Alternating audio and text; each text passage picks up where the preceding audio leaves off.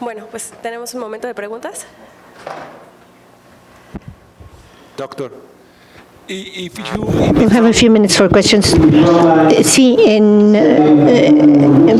primera línea se encuentra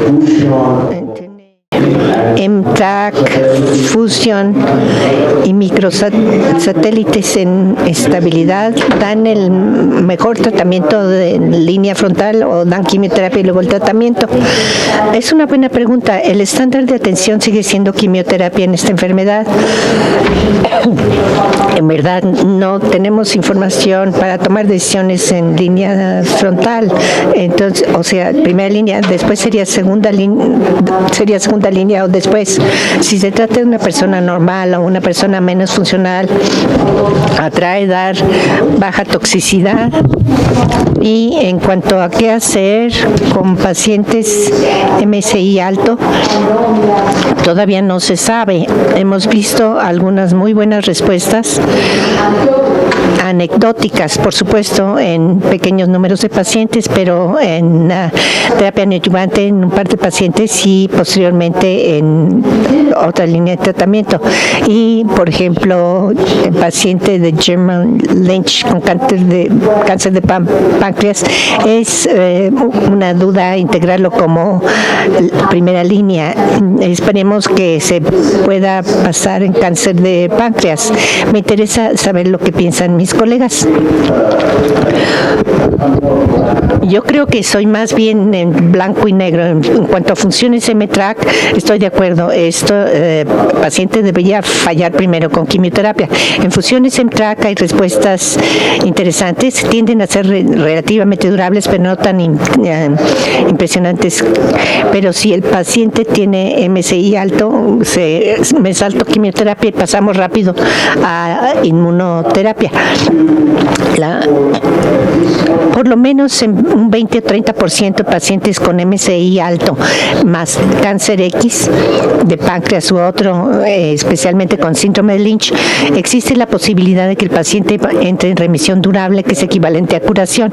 Nunca se puede lograr eso con quimioterapia. Y con ese abordaje, técnicamente se podría evitar a los pacientes la necesidad de recibir quimioterapia. Entonces empiezo con un agente inmunológico primero.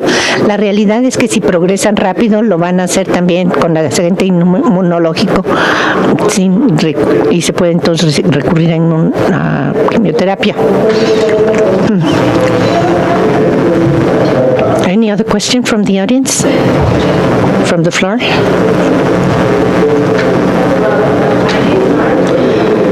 Perdón, no está utilizando micrófono.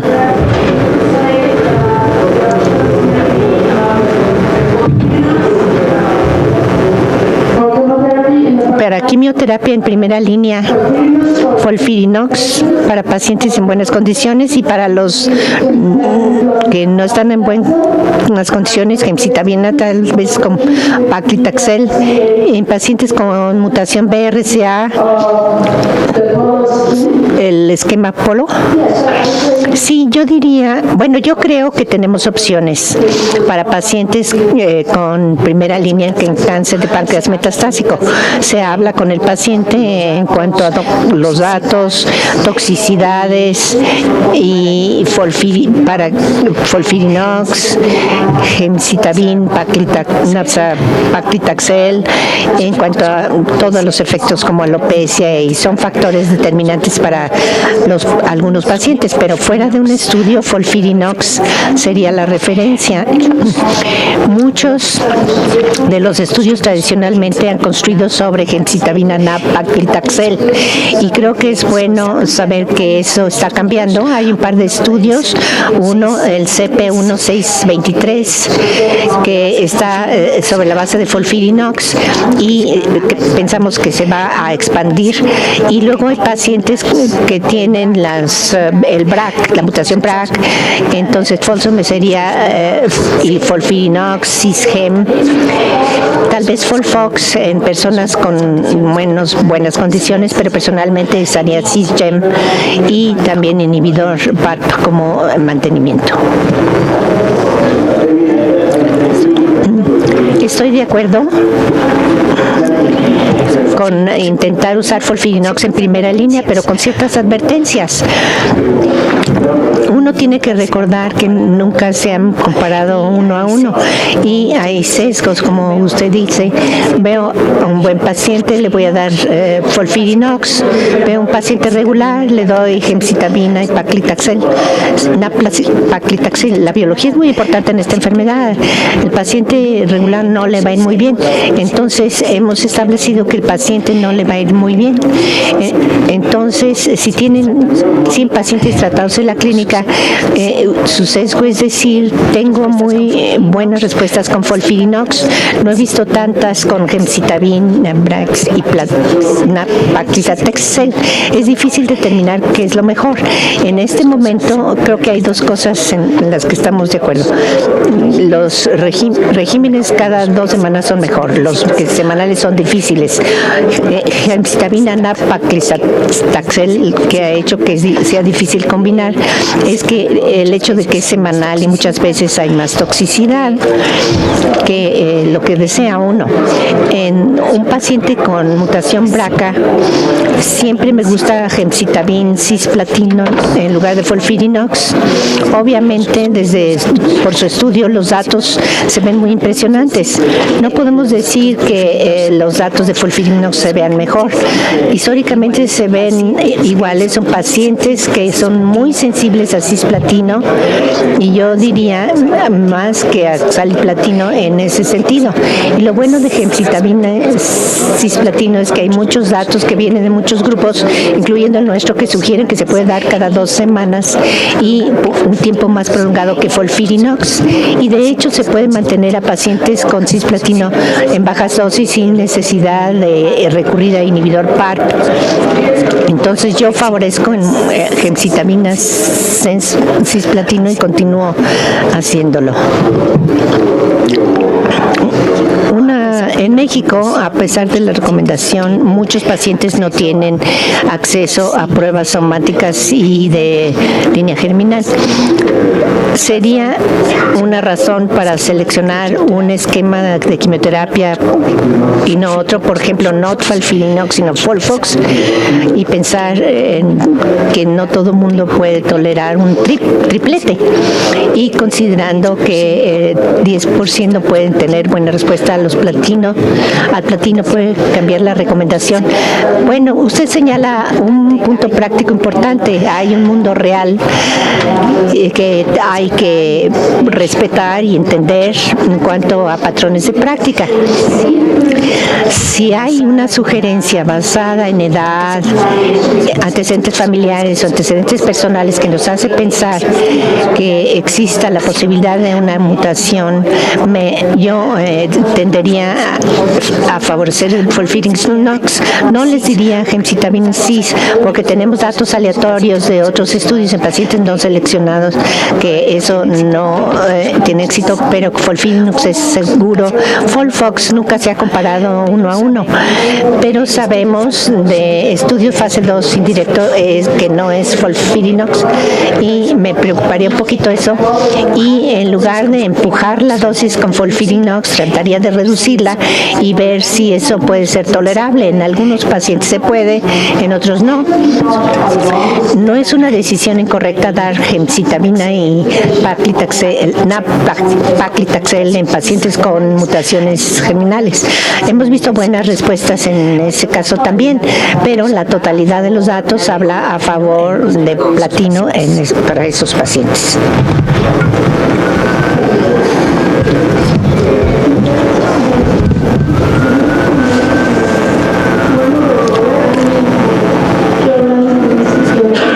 Pruebas genéticas o pruebas somáticas.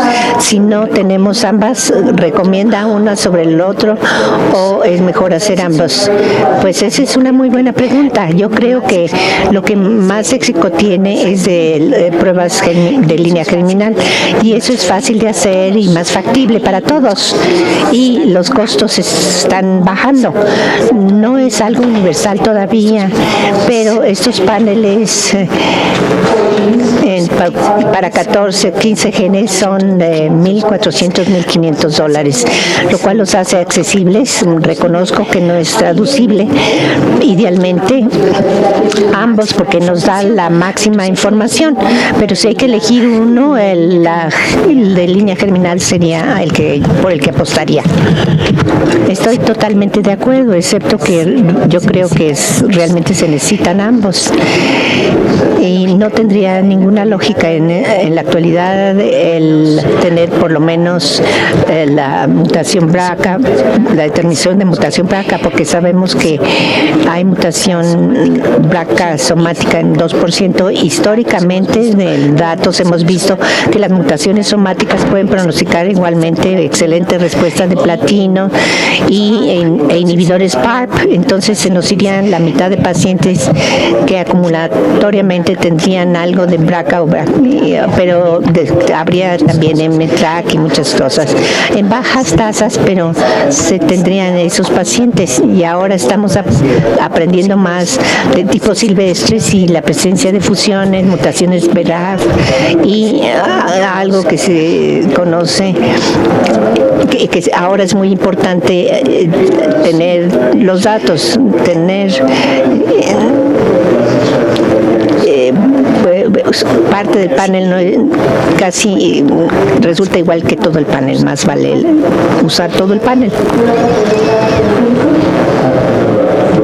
Tengo una pregunta con respecto a la respuesta que se ve en pacientes que tienen mutaciones BRCA y terapia con cisplatino. Se pueden ver respuestas muy profundas durante periodos largos. Tratamos un caso en que encontramos respuesta clínica completa y respuesta patológica completa, y la razón es que enviamos al paciente a quirófano a pesar de tener cáncer de páncreas y algunos implantes peritoneales. ¿Se puede anticipar que esta sea una conducta que vaya a empezar a hacerse con mayor frecuencia, a tomarse? Sí, es una pregunta interesante. Hay algunas personas que están en la cola de todas las curvas de todos los estudios y que no lo sabíamos. Y yo sí creo que en algunos casos vamos a estar rompiendo las reglas, y aquí es donde cirugía selectiva o ablación u otras terapias locales podrían tener un papel.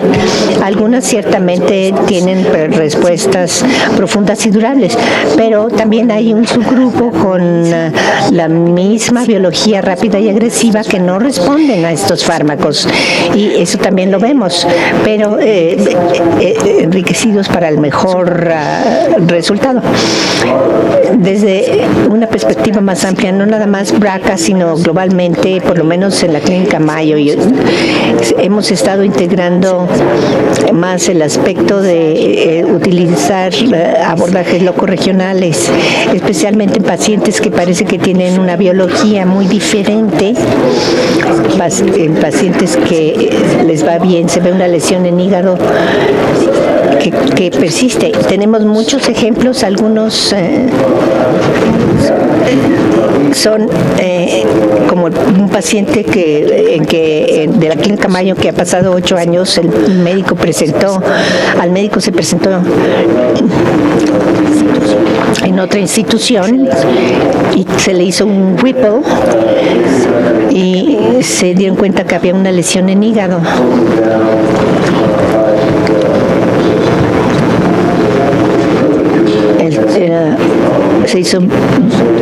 Llegó con nosotros con el tumor de hígado y llegó diciendo que quería que le extirpáramos esa lesión. Le dijimos, le vamos a hacer una prueba biológica, le dimos gemcitabina, cisplatino, y el paciente no tiene ninguna de las mutaciones que pensamos que después se hicieron, y Después de 3 meses le estaba yendo muy bien. Se sometió a resección hepática y se le dieron otros 3 meses de gemcitabines y ha estado en remisión completa. No es un N o 1. Hay otro ejemplo como su paciente con FOLFIRINOX y alteración BRCA con hígado y páncreas. Lo mismo pasa en 5 años.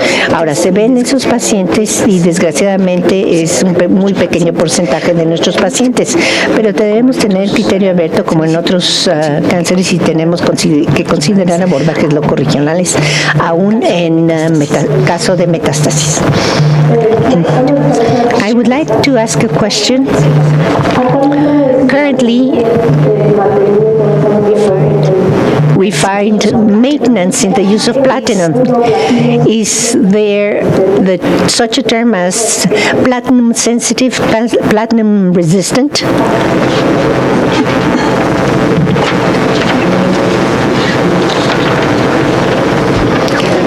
Sí, la pregunta es, ¿cuáles son las definiciones para platino sensible y platino resistente en cáncer de páncreas? Muy buena pregunta. No tenemos ninguna definición aceptada.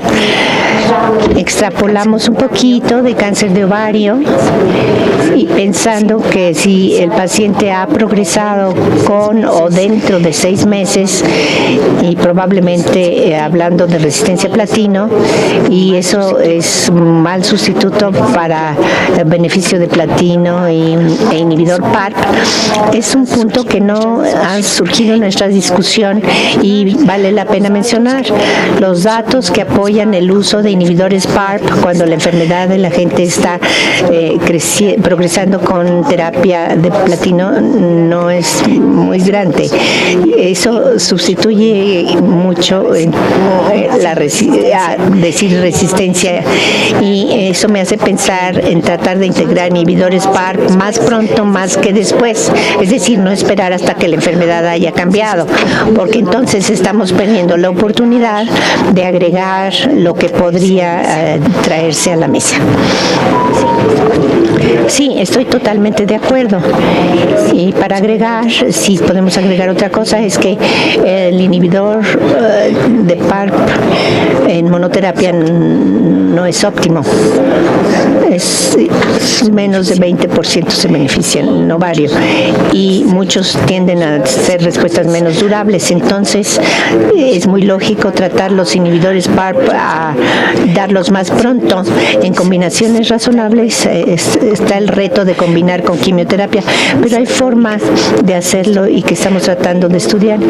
Pero en terapias inmunológicos con inhibidores MEK hay datos que están surgiendo sobre otros mecanismos de resistencia a inhibidores de PARP en cáncer de páncreas a través de regulación ascendente de alguna vía. Entonces hay forma de aumentar la actividad de los inhibidores, la acción de los inhibidores que son racionales, y entonces que se espera que se aumente la actividad de esos agentes. If there are no further questions, thank you.